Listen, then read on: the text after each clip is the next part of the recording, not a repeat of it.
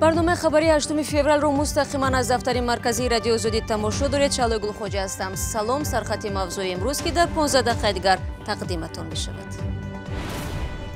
از 25 به 7 دادگاه مهلت جزای سعید قیوم‌الدین غازی را کم کرد. این روحانی معروف توجیک از سال 2017 در بازداشت است و باور دارد که پررا آزاد می شود. شما با همین اتهام راضی هستین یا نه؟ راضی نیستم. اول گفتم. خوشبینی مقامات توجیک روابط دوشنبه و تهران خوب می شود. مرکز تحقیقات استراتژی به سوالهای خبرنگاران پاسخ داد. دیپلمات‌های ایرانی حاضر کوشش کرده شدند که بهبودی مناسبات را نشان دهند، اما بهبودی باید واقعی باشد. نصیب نکرد. سابق سروزیر در کنج زندان به سر میبرد و در گوشه دیگری دنیا در لندن میلیون ها دلاری پسرش حبس شد. و اکنون تفسیر خبرگزاری شو. مهلت جزای سعید قیوم‌الدین غازی روحانی معروف توجیک در سالهای 90 تغییر یافت. گفته می شود او از کردش صدقاً پشیمان شده. در آشکار نمودنی یک قطار جنایت‌های وزین مساعدت نموده است. در بهار سال گذشته دادگاه شهر دوشنبه سعید قیوم‌الدین غازی را برای صادر نمودنی مجموعه جنایت‌های دارای خاراکتر اکستریمیستی گناهکار دانسته به مهلت طولانی زندان حبس نمود. تفصیلات را میرزا خالقزاد در دست دارد. دادگاه عالی تاجیکستان مهلت جزای 25 ساله سعید قیوم‌الدین غازی که در سالهای 90 همچون گنرال مردمی معروف بود کم کرد و 25 سال 18 سال او طرح شد و به همین ترتیب 7 سال دوره جزا برای سعید قیوم‌الدین غازی باقی ماند. امروز دفتر مطبوعات دادگاه عالی تاجیکستان به رادیو آزادی اطلاع داد و در سامانه رسمی این دادگاه این خبر به طور مفصل گذاشته شده است. طور مسئولان محبس ناحیه وحدت که با نام کرپیشن بیشتر معروف است در صحبت به رادیو آزادی گفتند که این عریضه از همین جا، یعنی جایی که خود سعید قیوم‌الدین غازی دوره جزاش را پس کرده ایستاده است، به دادگاه عالی تاجیکستان فرستاده شد. 189 305 307 اینو چی هستن؟ این چی خود دیگه برام چهار ببینیم چی هست. با چی گناهکار کردن شما را؟ به همین موضوع ما را گناهکار.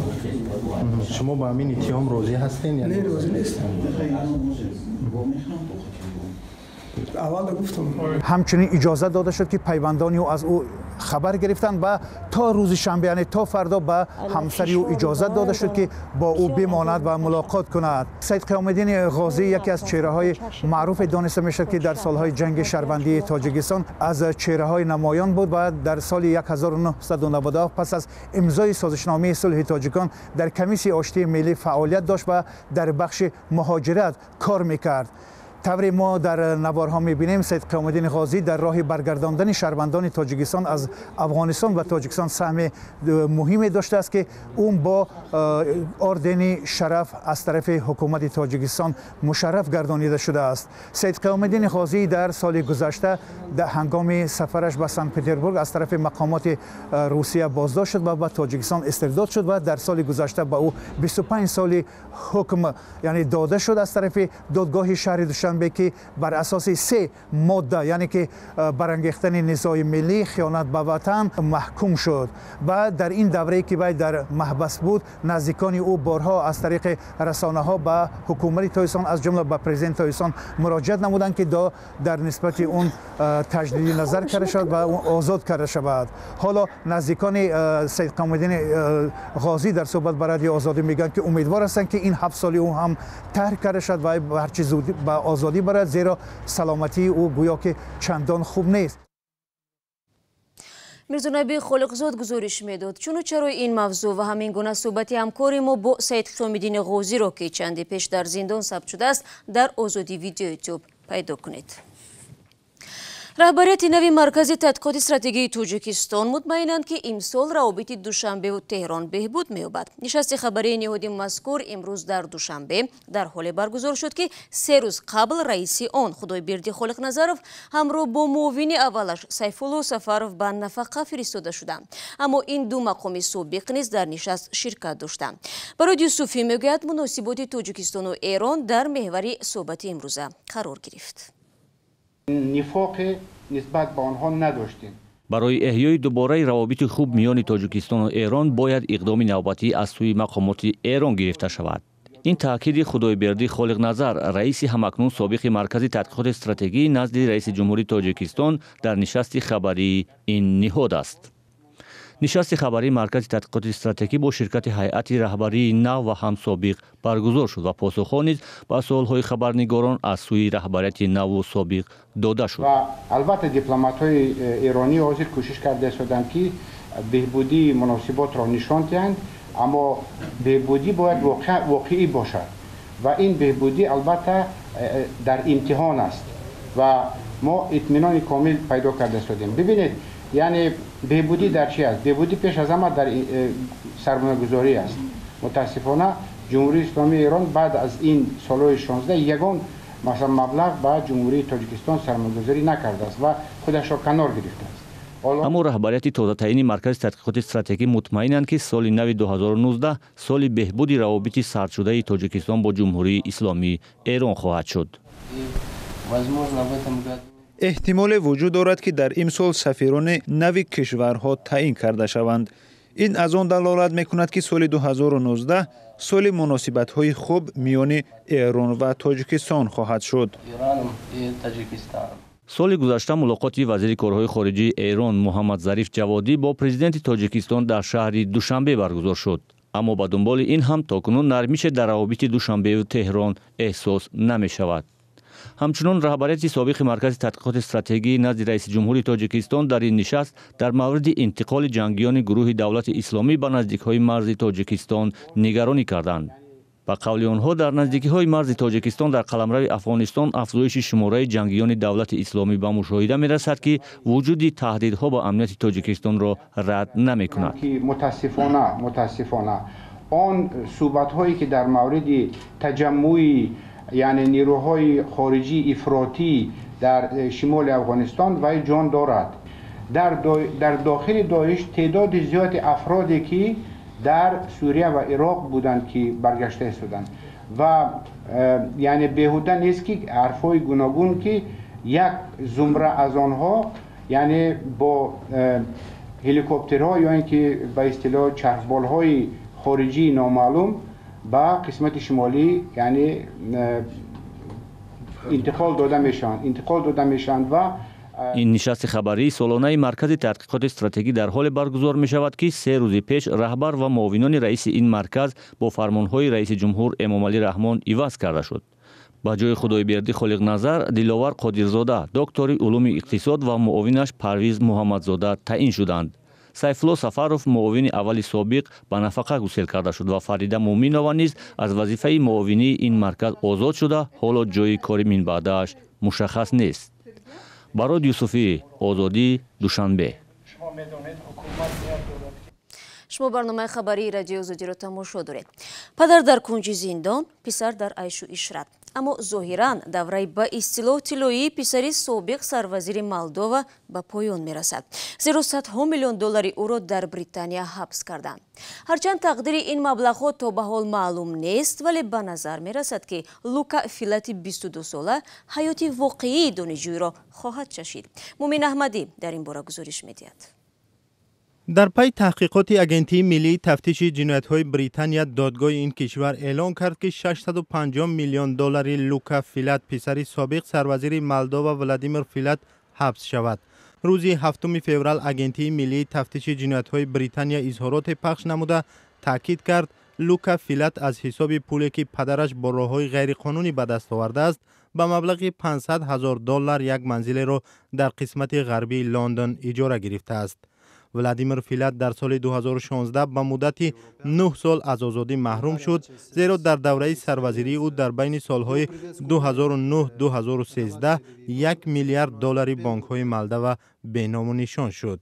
این حادثه اعتماد مردم به حکومت را پایین برد. مردم این جمهوری قشاق سابق شوروی که ماهانه معادل $300 به دست می‌آورند و در حالتهای زیاد به مردکاری در خارج مجبور می‌شوند، از غیب زدن تخمیناً 10% مجموع محصولات ناخالص ملی به غضب آمدند.